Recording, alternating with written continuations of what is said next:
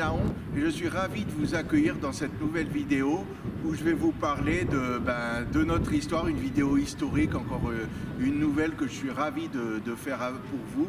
Alors nous allons parler aujourd'hui du Moyen-Âge.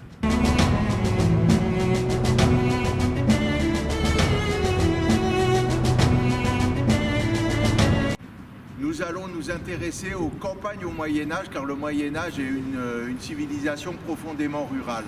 C'est notre sujet d'aujourd'hui. Une civilisation profondément rurale, c'est une de ces civilisations avant le grand bouleversement du 19e siècle. Et ces sociétés antérieures à ce bouleversement sont dominées par les campagnes. 90% de la population est rurale. Ça ne veut pas dire que ce sont tous des paysans, qu'on a affaire qu'à des paysans. Non, non. Il y a les paysans, ce sont ceux qui travaillent la terre. Et rural, c'est celui qui vit dans la campagne. Donc il y a 90, voire 95% de la population européenne, on parle de la population européenne au Moyen-Âge qui est rurale, mais ce ne sont pas tous des paysans. Mais il y a énormément de paysans quand même là-dedans. De nos jours, quand on parle du paysan, le paysan d'ailleurs produit pour faire des profits.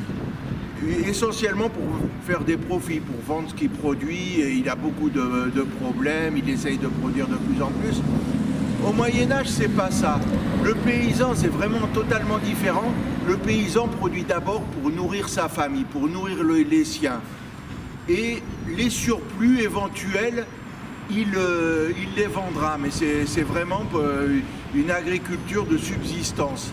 C'est pas mal, hein, c'est ce qu'il nous faudrait aujourd'hui. On a un peu peut-être perdu tout ça et ce serait bien que maintenant, c'est bien ceux qui vont produire, qui cultivent même ce qu'ils font, les paysans. Donc voilà, mais ça va causer quelques problèmes parce qu'on est face à une agriculture très rudimentaire. Et le problème, c'est qu'il y a des gens dans les villes, il y a un petit pourcentage de gens qui sont dans les villes, et eux, ils font pas de l'agriculture, c'est avant tout des commerçants, des artisans, et ils doivent bien subsister. Et étant donné que l'agriculture au Moyen-Âge est très rudimentaire, il y aura quand même des problèmes à ce moment-là pour nourrir les populations des villes. Ça causera de nombreux problèmes, c'est vrai. L'agriculture, la terre a une énorme importance au Moyen-Âge. Et d'ailleurs, il y a une importance telle que les gens se définissent socialement s'ils ont de la terre. Et donc on voit ça très bien parce que les bourgeois, dès qu'ils ont un peu d'argent, dès qu'ils réussissent bien dans leur commerce, ils achètent de la terre parce que ça les définit socialement. Quand tu as de la terre, on te regarde presque avec envie. Au Moyen-Âge, tu es quelqu'un d'important socialement. Également, on peut dire que les aristocrates eux-mêmes également, on voit que c'était une société assez aristocratique. Tout ce qui est avant la Révolution française, eux-mêmes, quand ils ont de l'argent, eux aussi, ils achètent de la terre. Les aristocrates, ils essayent d'avoir le maximum de terre possible pour être bien vu socialement et être important dans cette société.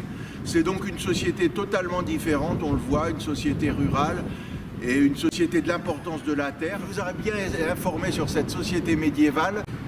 Il ne me reste plus qu'à vous quitter en vous demandant de vous abonner et à très bientôt pour une prochaine vidéo.